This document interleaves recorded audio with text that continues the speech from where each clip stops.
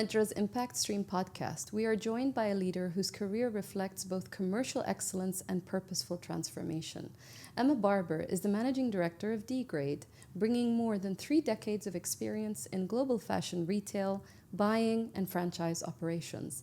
From senior roles at Costco Wholesale and TK Maxx to leading international franchise portfolios across the GCC, Emma has operated at scale within one of the world's most commercially dynamic industries. Emma, thank you so much for being part of our podcast today. It's my pleasure. I'm happy to be here. Thank you so much. As you know, we start the podcast with a very simple question with every one of our guests, and that is, what do you define as impact? Well, I think you can break that into a couple of different areas. So I think, of course, the whole point of sustainability is conserving resources for future generations, and that is extremely important to us at Dgrade. So the whole thing about recycling plastic and reusing that resource is key, and to make an impact we have to do that in the biggest scale that we can do. And our Simply Bottles programme, our educational awareness, that really helps us get that message across. I think also having impact is about how personally I live my life. I think it's important to walk the talk, try and do the things that are important to you and be true to yourself and have impact on the people around you in the most positive way you can. Choose your positive mental attitude every day. That's super key for me, and that's one of the ways I live my life. That's one of the most incredible descriptions I've ever heard. Phenomenal. Thank you. Thank you. Mashallah, Dgrade has been around for over 15 years. Tell us a little bit about your origin story. Yeah. Well, I mean, the company was originally started in the UK, actually. We provided Marks and Spencer's with their first fully recycled fleece. But I think we always think about Dgrade being truly born when we came to Dubai in 2010. And we've had a lot of milestones. So we worked very hard at the beginning to really get established here. And by the early days, we were opening businesses, setting up our Simply Bottles programme. And we really started to think about opening the UAE's first PET recycling plant, which actually we did do, and it opened in 2022 in Kizad. Some of the other milestones, we worked with Expo, providing some of all the merchandise for the team there, and COP28, we made all the uniforms made from 100% recycled product. So some are really getting involved with local events, but on a global scale, which has been extremely exciting and fantastic for us. That's phenomenal, and in such a record time. 15 years doesn't seem like much, but wow, you've done a lot. And in terms of maybe the spark, I see your eyes and I see the way you speak. Where does the spark come from? Where did it start with you? Well, we've got a great team, so it's a pleasure to go to work every day. But I think that because we're doing something that's very tangible, it really helps. Also, I have a passion for textiles, and I think that because we're doing something that's especially when we first started, people weren't talking about sustainability. Yes. It wasn't even a word. So I think because we've been quite cutting edge and being a little bit ahead of the game, that's making it exciting and helps us keep going as well. Could we maybe talk a little bit about a lot of the maybe consumer taboo that is associated with recycled materials? Yeah. What are some of the awareness or capacity building, I guess, within this field that you've witnessed here in the UAE? I mean, it's a great question. People are nervous about when we say that we're making clothes from recycled polyester. So we're using PET plastic, which is the number 1 plastic. You see the little triangle. Yes. And it's usually used for making plastic water bottles and food containers. Mm-hmm. Now, we've got decades of research on this. This plastic has been around for a long time. Correct. And there's no health authority in the world that's banned PET. It's perfectly safe. It's free from BPA. It's got no toxins in it, so it's very safe to start with. Secondly, we're repurposing the polyester in the bottle. So our product, and I'm wearing a polo shirt made from recycled plastic bottles. I love that. It performs identically to polyester, and probably everyone listening to this podcast today will be wearing something on their body which is made from polyester. So our product performs the same way, and we have to try and get that message across, and is an important one. That's incredible. And as you know, our chairman, His Excellency Abdullah bin Tog, also sits as chairman of the Circular Economy Council that sits under the Ministry of Economy and Tourism. And one of our participations as Medra is we're looking at creating the Sustainable Fashion Task Force. And we're really activating the players in the market. What would you say, based on your years here with Dgrade, has been some of the challenges that you faced in this field? Okay, I mean we have been here a long time, and we have had a lot of success, but there are challenges. Yes. One of them is the one you just talked about. People are worried about wearing plastic as they see it, but we overcome that, and we can show them very clearly that that's not an issue. I think really as an SME here in the region, one of our challenges has been in raising working capital. It's been quite difficult to get support from the banks for a number of different reasons. We have managed to overcome that, but it's been through private investment.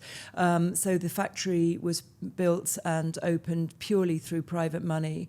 And so that raising working capital is important, because the way our model works, we pay our factories quite significantly before we deliver the goods and then get paid. So that takes up a lot of, it makes it a lot of sticking points within our cash flow. Absolutely. One of the other issues that we find is that whilst we may be talking to the CEOs and the C-suite executives, and they're very keen and they want to do something that is tangibly sustainable or in line with their CSR or ESG targets, quite often the message doesn't filter down through the company. So by the time we've tendered our the product, quite often the procurement team will block it, because quite rightly procurement are often KPI'd on getting the best price and getting a better deal than last year. So when we come in, and we may be a little bit more expensive than they've paid before, but obviously there are different benefits. Yes. That can be an issue. So the main challenges are really sort of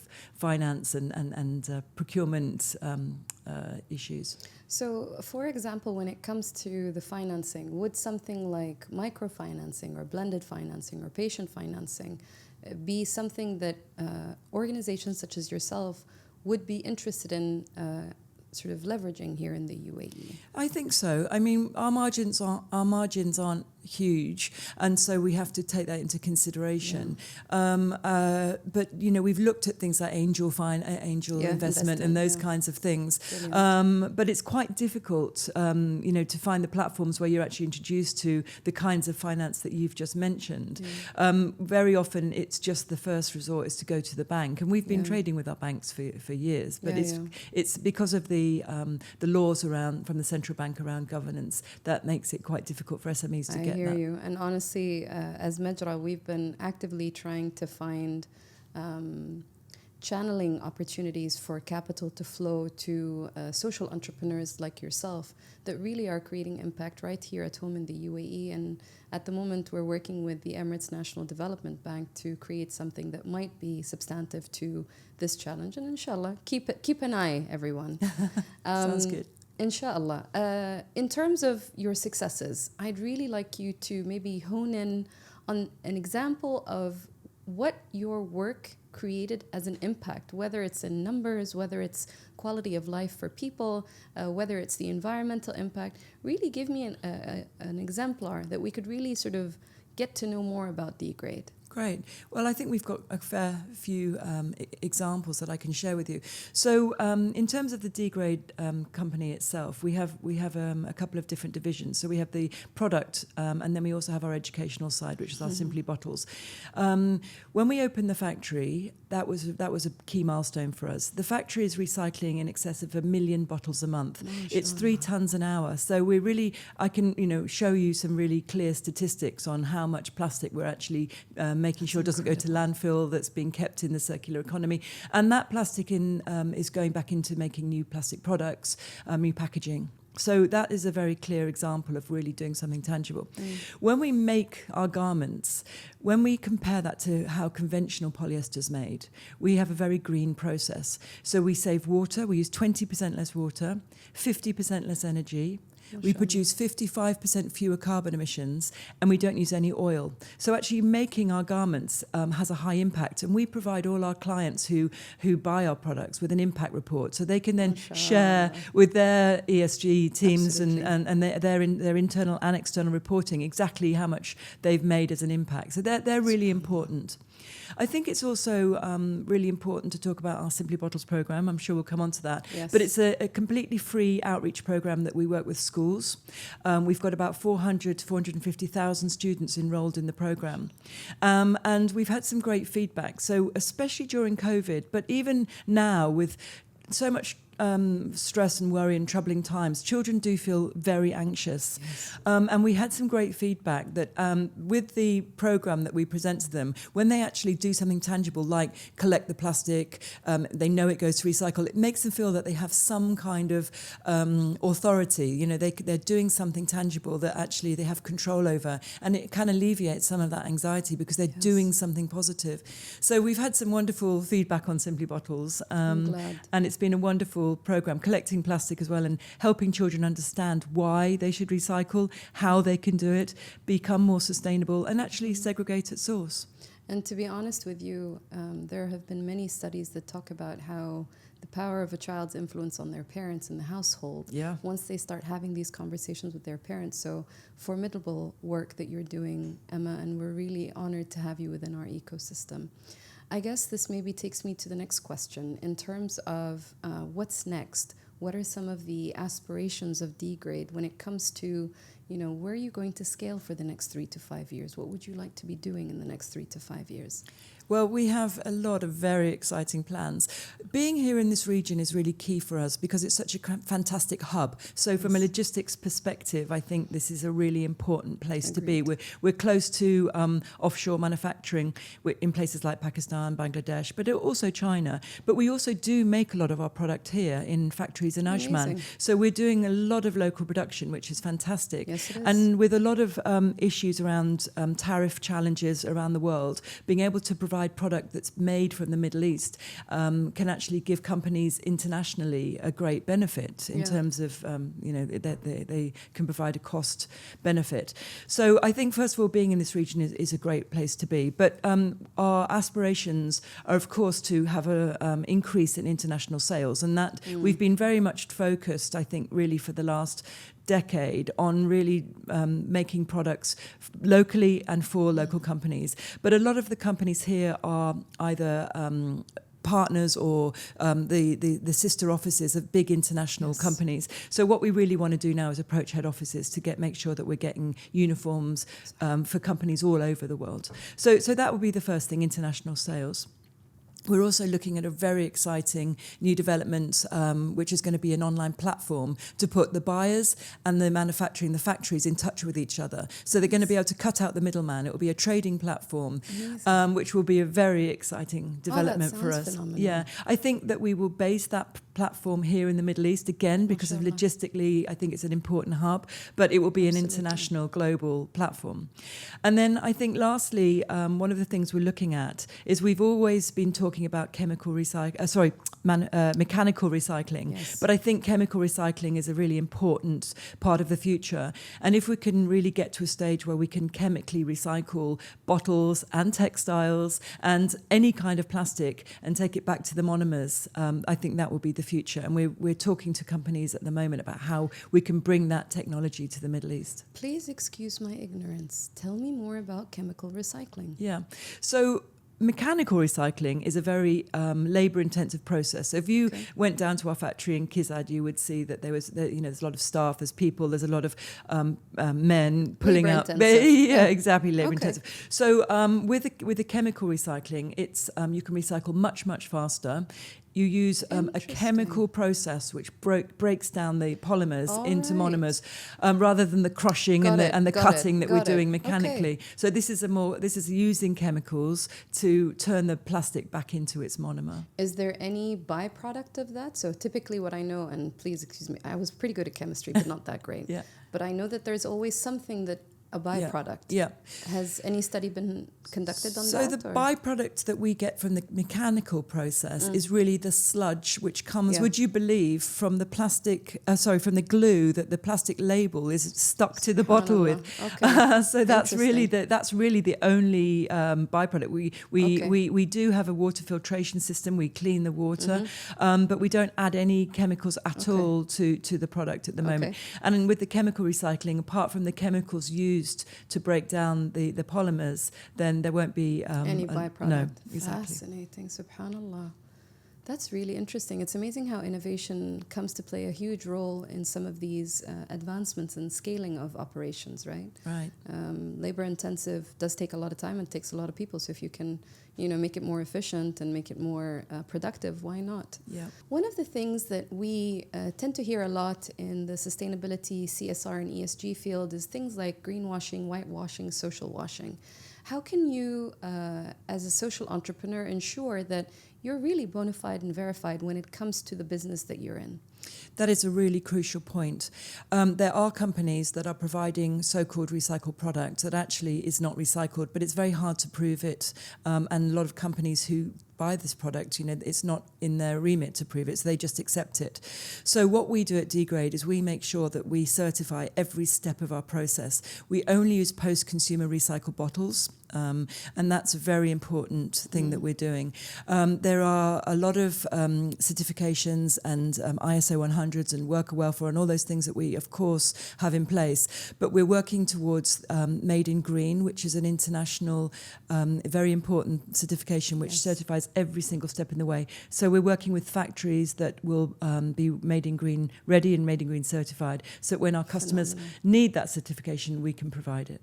Would you say that if the UAE decided to ensure that all factories, not all factories, that's a bit ambitious, but if we created a quota of areas within a value chain of a factory production that could be easily greened, do you think that that's something that we could hack as Majra?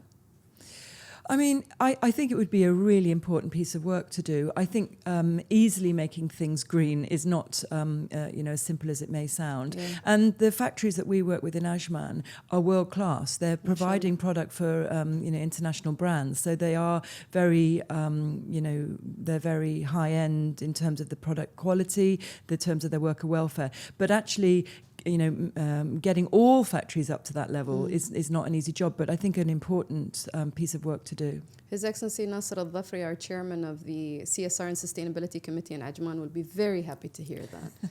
Having spoken about financing, maybe give me a little bit of insight on whether you're scaling and what investment needs or requirements can support you in that. Yeah, that's great timing for that question, because actually we have got a lot of exciting projects and we are right now looking for new investment. We're talking to investors. We have all our investment decks ready to go. And we are very much looking for equity investment, partnerships, both locally and internationally. So we're extremely open to that. I guess maybe at this point, I'd like to ask you if you were to give a piece of advice to a social entrepreneur that might be working in the same industry or sector that you're in, and maybe if I can ask you to direct your message to the camera, what advice would you give them? I would say that if it was easy, everyone would do it. So bear that in mind. It's really important to keep going. I think it's very key to get your message out there. So really think about your marketing, your social footprint, how you're going to really get your message. One thing that we haven't talked about is actually being able to prove and certify your process. So really think about putting the steps in place to make sure that every step of your process is certified and provable, so that when people come to you and ask questions, you really have a solid platform to be able to answer those. But keep going. You're doing a wonderful thing, and it's very important work. So you should be proud of everything that you're doing. You are incredible, really and truly. And thank you so much for being part of our podcast today. I've learned so much. I really appreciate all the work that you do for the UAE and beyond. And I wish you every success, inshallah. Thank you very much. They're very kind words, and I appreciate them. Absolutely a pleasure. Ladies and gentlemen, that was Emma Barber from Dgrade in our podcast today. Thank you so much for joining us in a place where everything is bona fide and verified to ensure that we're creating impact right here in the UAE. Join us in the stream for sustainable impact.